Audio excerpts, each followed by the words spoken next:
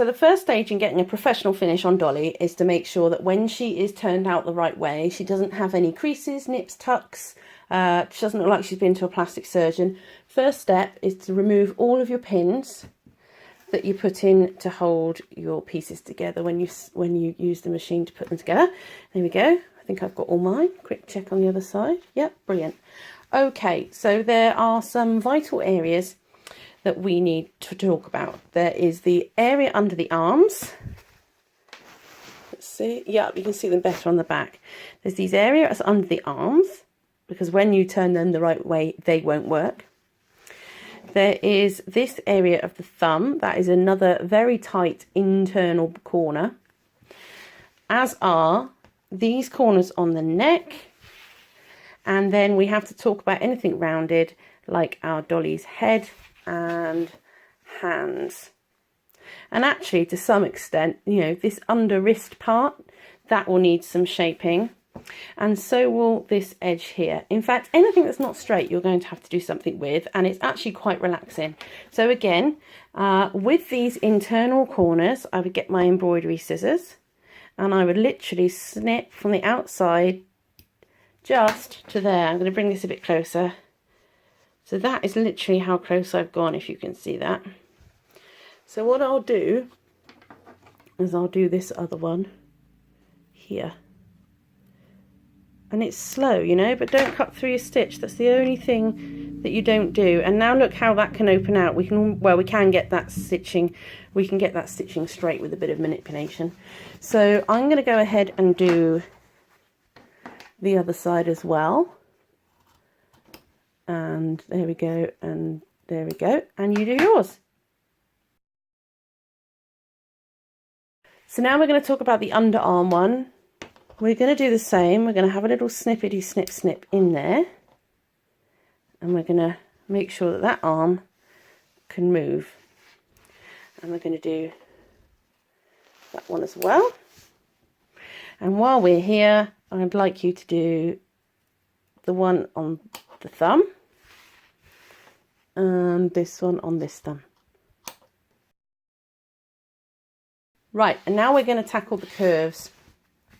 So, especially with this curve around Dolly's head, again, what you can do is you can make little nicks every centimetre all the way round. Or if you want a very, very neat and professional finish, it's my favourites. It's the pinking shears.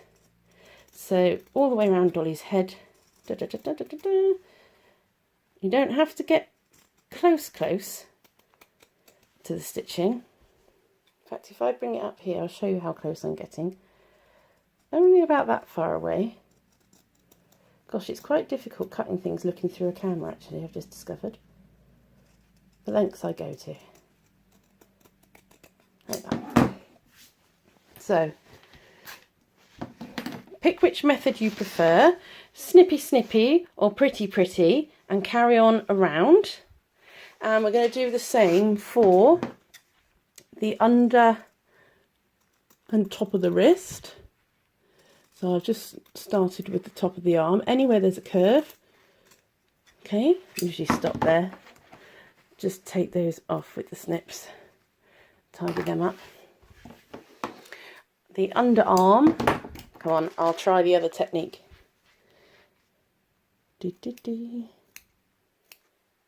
Just like that. The tighter the curve, probably the closer together you'll want those snips to be. And then this is quite a tight curve, and so is the thumb. So I would be looking to go every, what's that, 1/4 inch? Around there. And also around this one. I mean, you can see why pinking shears are advantageous, because you're doing one cut rather than all these tiny ones. If you have a pair, that's fine. In fact, if you don't have a pair, I'd recommend get yourself some. We use them a lot in Dolly. So there we go. We've got Dolly sorted out. She's ready for a good turning inside out. So the next thing I'd like you to do is pop your hand inside, grab her by the top of the head and pull her head through. Ta-ding! She always looks very scary at this point. Oh dear.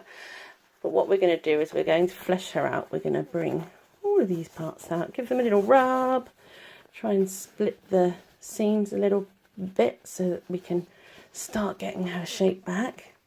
And then we're going to dive in for the arms.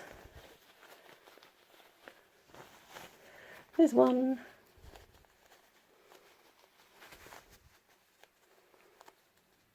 There we go. And again, this is where my tweezers come in handy. Because what I do is I use the flat end of the tweezers rather than the tweezy end. And I use that as a very safe method of pushing out the seams and the curves and the fingers and the hands, because actually there's nothing to poke through. So you're not going to damage that seam, there's nothing sharp. It's just a little bit of persuasion. I think I might have to get this one pulled through a bit more before I start fiddling with that. Right, let's pop my tweezers in. Yeah, and you just see how they push, and you can sort of push them around, roll them around the seam, rather than if you stuck a pair of scissors in there. You know, I think you'd be stabbing a curve with a sharp edge, which wouldn't be the best idea I've ever seen. I have done it before, I confess. I am not without sin when it comes to sewing and bad habits. But I'm supposed to be teaching you the proper way to do things. And I find that those tweezers really, really help. Some tweezers have like a square back to them. So if you can find some that are rounded, you'd be doing yourself a favour. And that's part of your essential dolly making kit. Don't need expensive dolly turners, don't need orange sticks and goodness knows what else. Chances are you've already got what you need in your house. So pop my tweezers back in there. Give this hand a little bit of a shape. And there we go. Brilliant. High fives, Dolly. Psh, psh. She's lost it. Right, so there we are. We turned the right way round. Everything's lying nice and flat. And when we stuff Dolly, she's going to look even more like her usual self. So, see you for the next part, which is going to be stuffing and jointing the arms and making the legs.